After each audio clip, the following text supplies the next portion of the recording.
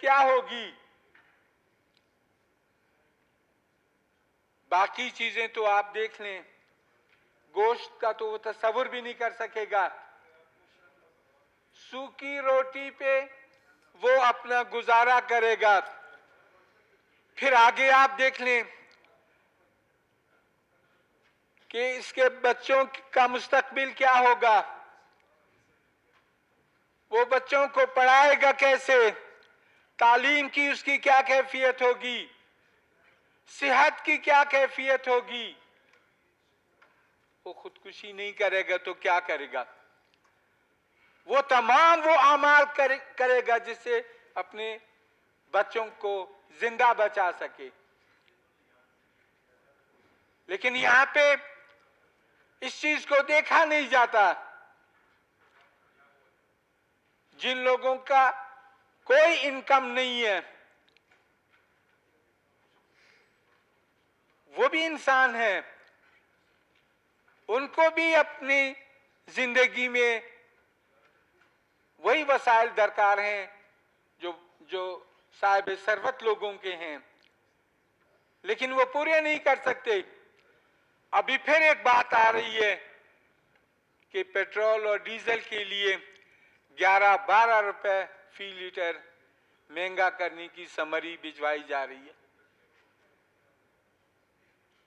तो जनाब स्पीकर, ये हमारे सूबे के गरीब लोग, उनकी क्या कैफियत होगी। गवर्नमेंट का फर्ज है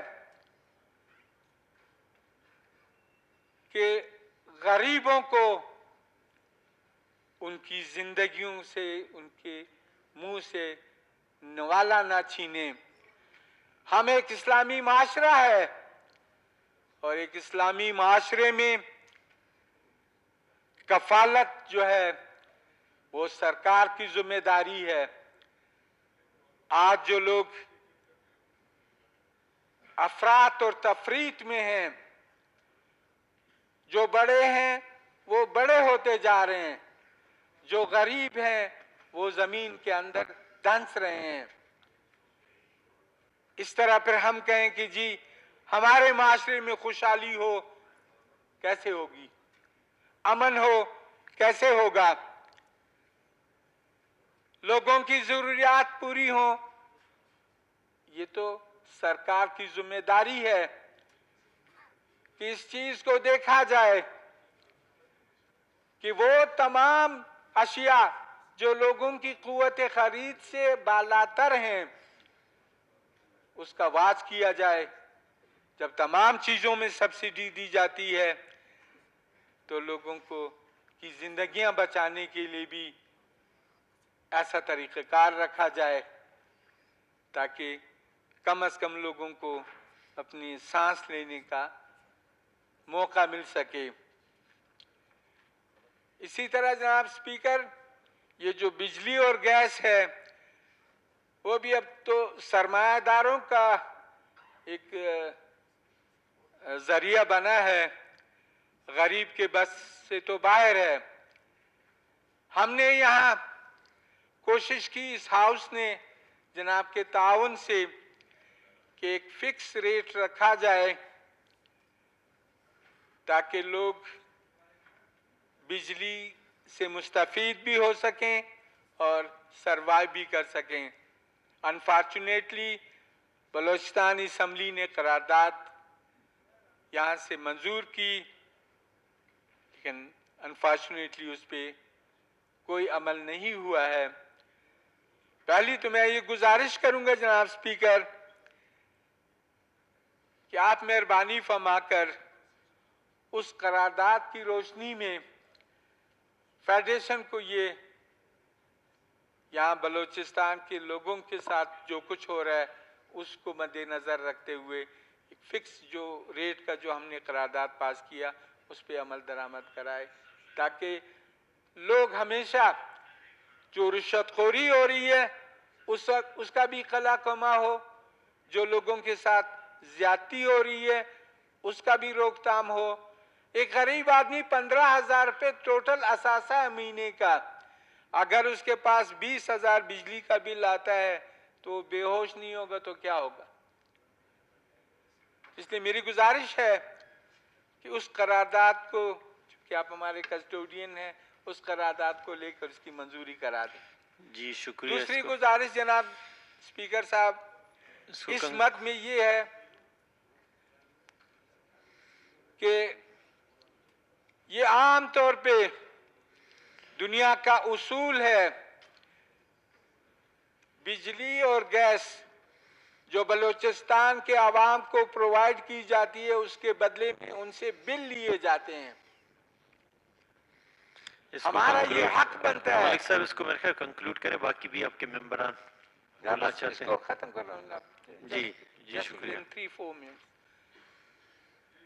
ये दुनिया का आम दस्तूर है कि जब कोई चीज प्रोवाइड की जाती है और उसके बदले उसका बिल लिया जाता है तो फिर महीनों महीनों उस बिजली को अगर डिसकंटिन्यू किया जाए तो ये बहुत बड़ा जुल्म है।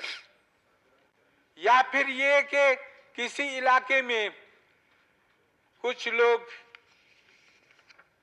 गलत कनेक्शन लेते हैं और उसकी सजा, जिस तरह हमारा आम दस्तूर है कि शरीफ और दयानतदार पर ही नज़ला गिरता है, जिलजिला उसी पे आता है, तो ये पूरे इलाके की बिजली बंद हो जाती है।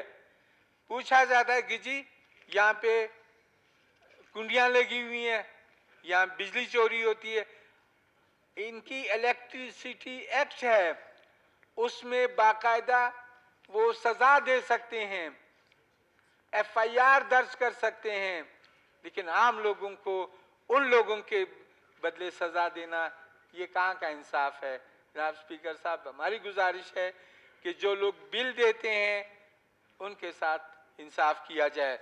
और इसी तरह गैस की जो कैफियत है जनाब, आज भी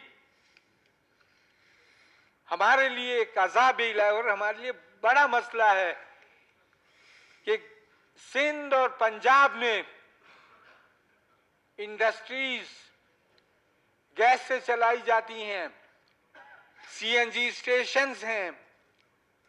हमारे बलूचिस्तान को तो वैसे गैस नहीं मिलती, जिन अजला को गैस दी गई है वहां भी उस गैस से न वो जिंदा रह सकते हैं बल्कि वो बीमार रहते हैं और मुतबादिल ज़राए उनको इख्तियार करने पड़ते हैं।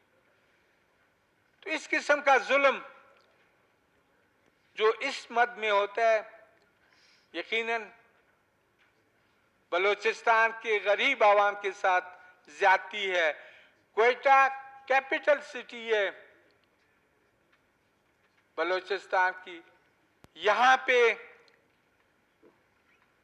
लोग गैस से महरूम हैं, प्रेशर जीरो है, बच्चे हमेशा बीमार रहते हैं, बूढ़े बीमार रहते हैं, बिल डिमांड के मुताबिक दिया जाता है, लेकिन ये हकदार हैं इस बात का कि उनको गैस सप्लाई किया जाए।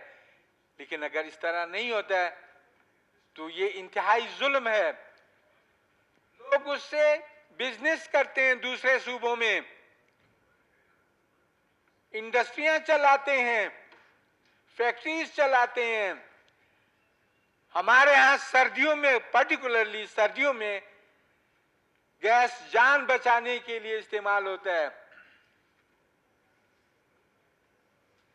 गैस से जान बचाई जाती है, लेकिन हमारी जान बचाने वाला गैस हमें नहीं मिलता और बाकी जगहों में फैक्ट्रियां और इंडस्ट्रियां चलती हैं।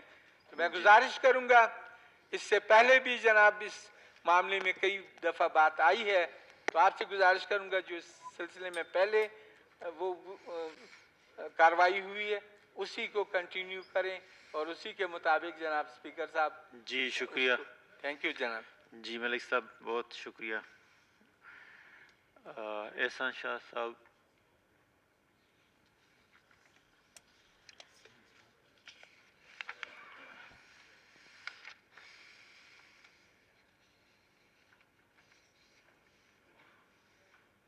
जी जी शाह साहब। शुक्रिया जनाब स्पीकर। मैं आपका और तमाम दोस्तों का ममनून और मशकूर हूँ। अपोजिशन ने जो रिक्विजिशन इजलास में एजेंडे पे जिन चीज़ों की निशानदही की है, मैं समझता हूँ उनमें सबसे ज़्यादा जो अवामी अहमियत का हामिल एजेंडा है वो अमन अमान की बिगड़ती हुई सूरत हाल है। मैं इसी पे ही गुजारिश करना चाहूँगा मुख्तसरा। जनाब वाला, अमन अमान की सूरत हाल को अगर हम मजमूई हवाले से, मुल्की हवाले से देखें, पहले की निस्बत बेहतर हो गई है। जहाँ एक महीने में 5-5, 10-10, 20-20 बम धमाके होते थे मुख्तलिफ शहरों में। पंजाब उस ज़माने में किसी हद तक बचा हुआ था धमाकों से, लेकिन जब बदअमनी अपनी पीक पे था तो पंजाब में भी धमाके शुरू हो गए थे। हम तो बलूचिस्तान किसी हिसाब में नहीं था, हमारे पास तो रोज़ धमाके होते हैं। लेकिन ये जो आलिया लहर आई है, और ख़ास तौर पे मैं सानह मच के हवाले से गुजारिश करूँगा, काश के अल्लाह करे मच के हवाले से ये इस हज़ारा बरादरी के साथ ये आखिरी मौका हो और इसके आगे इस तरह का सानिया रूनुमा ना हो। काश का ऐसा हो, अल्लाह करे। लेकिन अगर हमारे सूबे में, कैपिटल में, अगर बहुत बड़े सानिया तो हर जगह हुए, लेकिन उन सानियों का अगर हम फहरिस्त बनाएं तो सर फहरिस्त जो है ना, ये हज़ारा बरादरी के साथ जो वाक़यात मुख्तलिफ़ औकात में होते रहे हैं, ये सबसे ज़्यादा अहम है। और जनाब के इल्म में होगा कि एक सूबाई हुकूमत नवाब असलम रईसानी साहब की गवर्नमेंट जब थी, सानिया रूनुमा हुआ, उसके बाद प्राइम मिनिस्टर साहब आए, फैसला हुआ सूबे में गवर्नर राज लगाने का। अब चूंकि गवर्नर राज लग गया था सूबे में 2 महीने के लिए, 60 दिन के लिए, आइन के मुताबिक असम्बली मुअत्तल था, गवर्नमेंट मुअत्तल था, असम्बली अपने वजूद रखता था। असम्बली के इजलास हमने यहीं पे किए, FC ने हमें घेरे में ले लिया। लेकिन गवर्नर मक्सी साहब से जब हमने बात की, स्पीकर साहब ने और मैंने, कुछ दोस्त और थे, कि जी असम्बली तो मुअत्तल नहीं है, हुकूमत आपने मुअत्तल किया है। आइन के मुताबिक असम्बली अभी भी अपना इजलास कर सकता है। हमने इसी हाल में फिर इजलास किया, अपना करारदादें पास की, लेकिन जनाब उससे भी काम नहीं हुआ। वो जो जिसकी बुनियाद पे असम्बली को, गवर्नमेंट को मुअत्तल किया गया, गवर्नर राज लगा, उसी गवर्नर राज के दौरान 2 महीने के अंदर उससे बड़ा धमाका हुआ, उससे ज़्यादा जानों का ज़ियां हुआ बहादुर खान यूनिवर्सिटी में। तो जनाब वाला, ये एक सेक्टेरियन किलिंग के हवाले से अगर हम बात करें, इसने हमारे सूबे को और ख़ास कर हमारे इन बहन भाइयों को बहुत दुख दिए हैं। तो गुजारिश है मेरी हुकूमत से, चूँकि सूबे वज़ीर दाखिला साहब तशरीफ़ रखते हैं, तो ये सेक्टेरियन के हवाले से जहाँ हम इंसर्जेंट्सों के साथ गवर्नमेंट निमट रही है,